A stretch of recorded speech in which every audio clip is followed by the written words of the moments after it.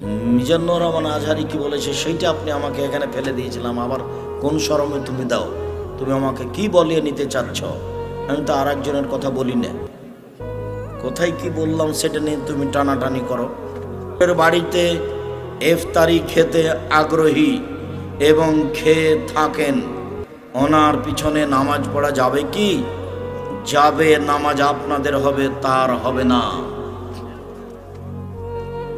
সুদের টাকায় নির্মিত ভবনে ইসলামী শিক্ষা প্রতিষ্ঠান তৈরি করা যাবে কি? যাবে, উনি নেকি পাবেন না। শায়েখ একটি প্রশ্ন, তাবলিগ 40 দিনের চিল্লায় যাওয়া যাবে কি? যাবে না। 3 চিল্লায় যাবে কি? যাবে না। আহাল পরিবারকে দেখতে হবে, 24 ঘন্টা ছেলে মেয়ের উপরে পাহারা দিতে হবে। ভারত, বাংলাদেশ ও পাকিস্তানে হানাফির সংখ্যা বেশি কেন? এইটা ইরাকের সাথে সম্পৃক্ত, এই জন্য বেশি।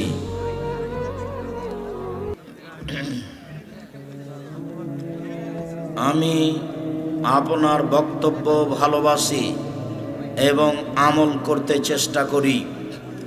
আমি গত সপ্তাহে একজন হানাফি সমাজের জালসায় উপস্থিত হই।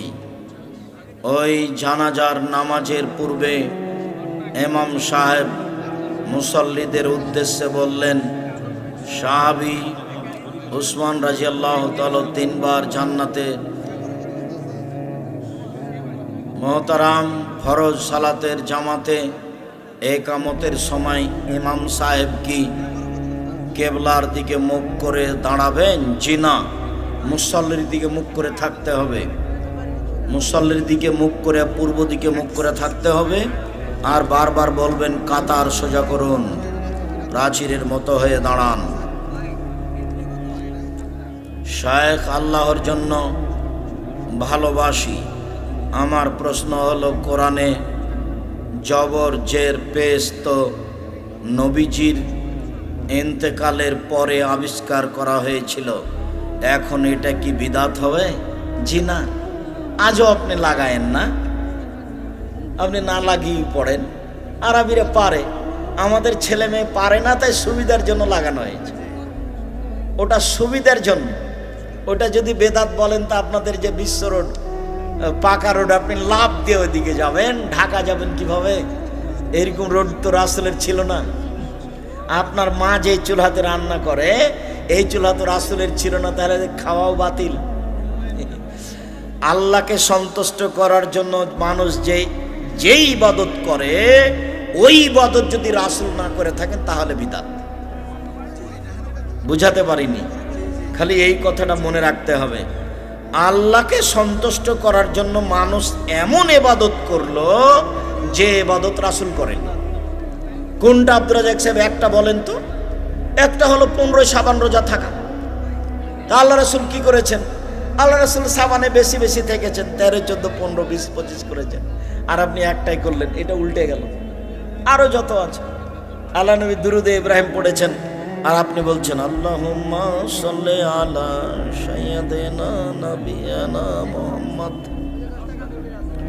শুক্রবার জোহরের ওয়াক্তে জুমার 2 রাকাত ফরজ সালাতের আগে এবং পরে কত রাকাত সুন্নাত নামাজ পড়তে হবে?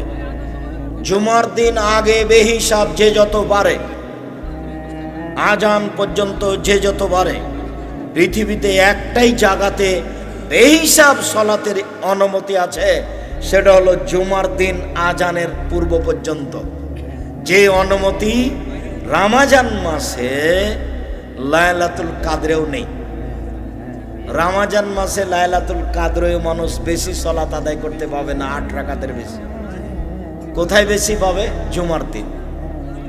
আর এক জায়গাতে বেশি পায় বেহিসাব, সেটা হলো কাবা ঘরে, যে যা পারে। হজর নামাজ পড়া বা কোরআন মাজিদ পড়া অবস্থায় সাদা স্রাব বের হয়, তখন করণীয় কি? পড়তেই থাকবেন। অজু ভেঙে গেলে কোরআন মাজিদ পড়া যাবে না, এ কথা নয় তো। আর সাদা স্রাবে অজু ভাঙে না, ঋতু, পেশাব, পায়খানা এগুলো হলে ওযু ভাঙবে। আর উত্তেজিত হয়ে তরল পদার্থ বের হয়ে আসলে ওযু ভাঙবে। সাদা স্রাব কাপড়ে লাগলে প্রত্যেক নামাজের সময় কি কাপড় বদলাতে হবে? জি না, সাদা স্রাবের হিসাব নেই, কয়েকবার ফতোয়ায় লেখা হয়েছে।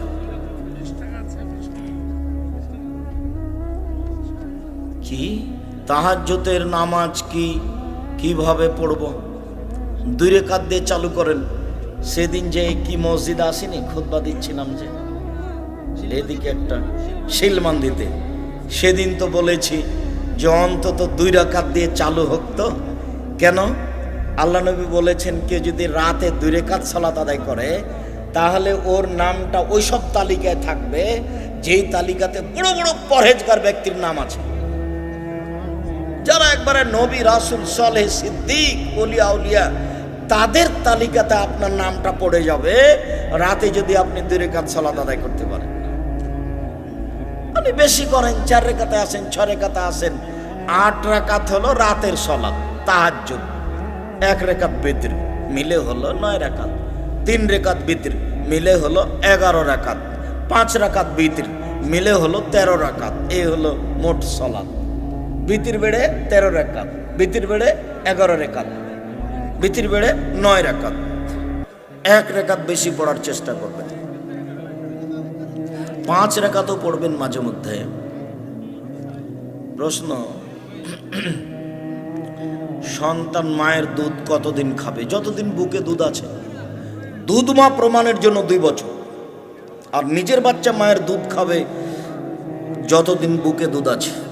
আমি ওটা তোমার কথা জানি, যে জনৈক ব্যক্তিরা ফেসবুকে লিখছে আর কত যে কি বলছে। আব্দুর রাজ্জাক সাহেব বলেছেন 2 বছর পরে দুধ খাওয়া যাবে। জি, 2 বছর পরে বাচ্চা দুধ খাবে মায়ের, এই কথাই ঠিক। দুধ মা প্রমাণের জন্য 2 বছর। 2 বছর পরে যদি কোনো বাচ্চা, 2 বছর বয়স হওয়ার পরে যদি কোনো বাচ্চা কোনো মহিলার দুধ পান করে, সেই মহিলা তার দুধ মা হবে না। 2 বছরের মধ্যে দুধ পান করলে সেই মহিলা তার দুধ মা হবে। এইটা কেন? মিজানুর রহমান আজহারি কি বলেছে সেইটা আপনি আমাকে এখানে ফেলে দিয়েছিলাম, আবার কোন শরমে তুমি দাও? তুমি আমাকে কি বলিয়ে নিতে চাচ্ছ? আমি তো আর একজনের কথা বলি না। কোথায় কি বললাম সেটা নিয়ে তুমি টানাটানি করো।